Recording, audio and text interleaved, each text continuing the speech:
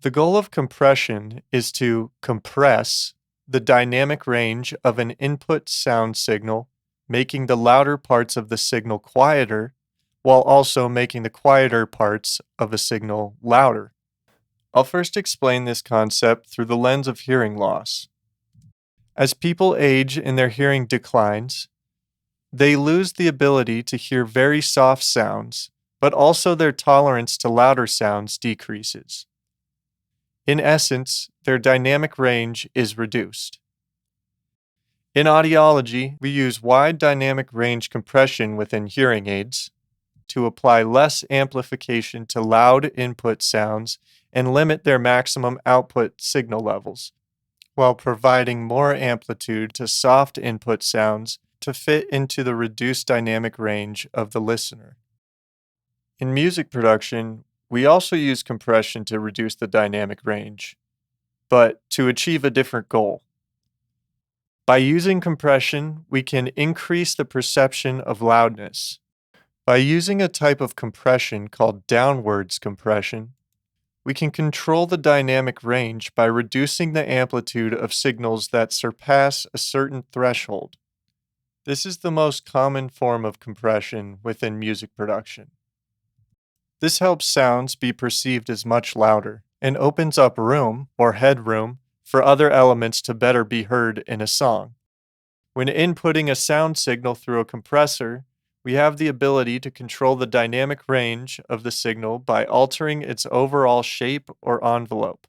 This is done by controlling the amplitude or gain of the sound through the compressor. When compressing sound in music, usually you will first compress, and then you will adjust the output level to better match the loudness you are looking for. In this example, you can see the larger peaks have been turned down by compression. This can be used to avoid abnormal peaks of amplitude that might stick out too much in a mix with other elements. The interesting thing about compression in music is that when a signal is compressed, it may be perceived as equally as loud as the original signal, while actually covering a smaller dynamic range with lower peak levels. Technically, this makes it a quieter sound. This is how music over time has continued to get louder and louder, through compression. When using compression specifically in music production, there are several parameters to consider. First, we have threshold. This is the amplitude level where the compressor will begin compressing. There's ratio. This is the ratio that controls between the input decibel level and the output decibel level when the signal has reached the threshold. For example, if the ratio is 2:1, then for every 2 decibels of input signal into the compressor, only 1 decibel of signal will be output. Then we have attack time.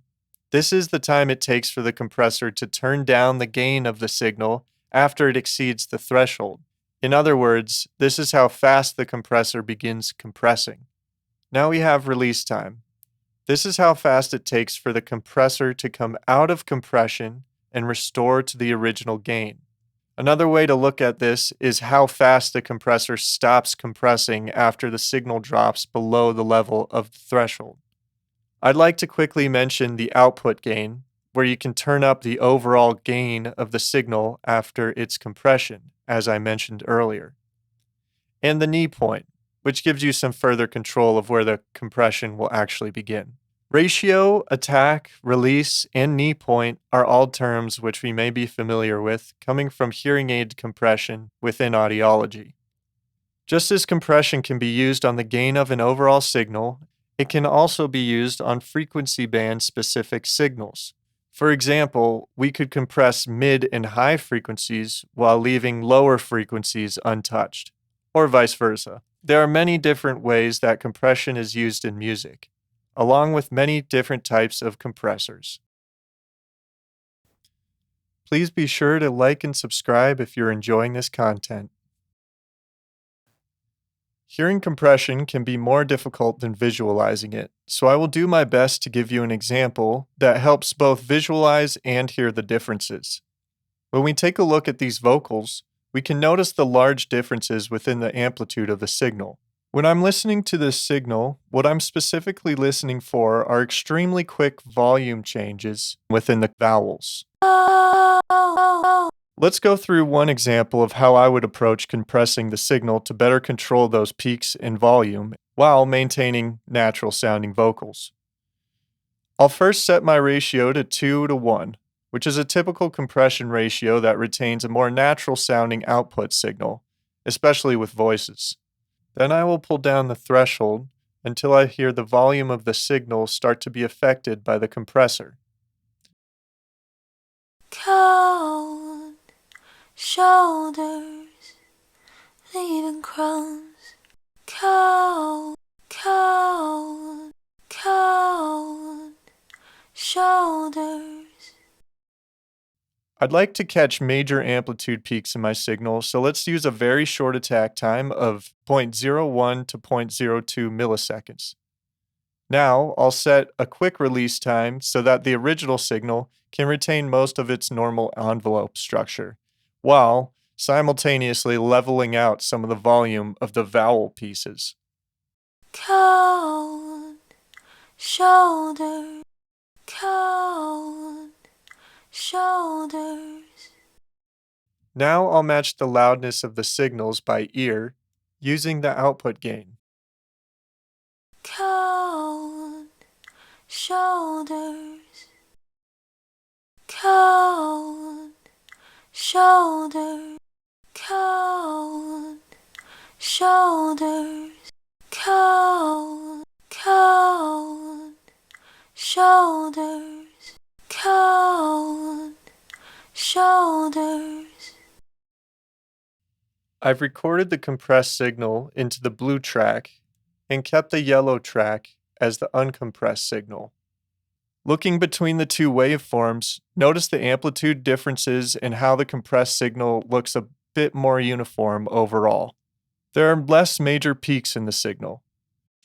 When we hear the word shoulders, notice how the O parts of the word stick out due to their volume. When we apply compression using these parameters, those portions of the word become less intense.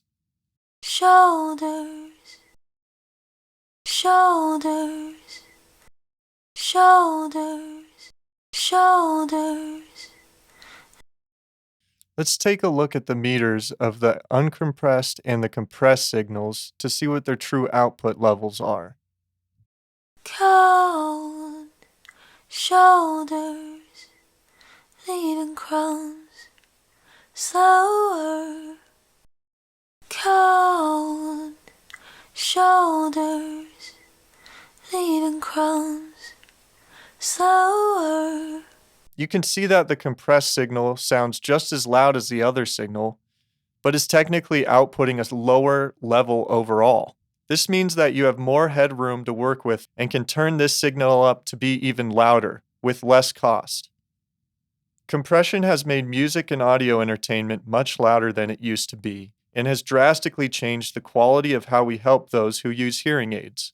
Within music production, we are limited by the frames available to us through digital software, while our ability to hear sound is also limited by our human auditory system.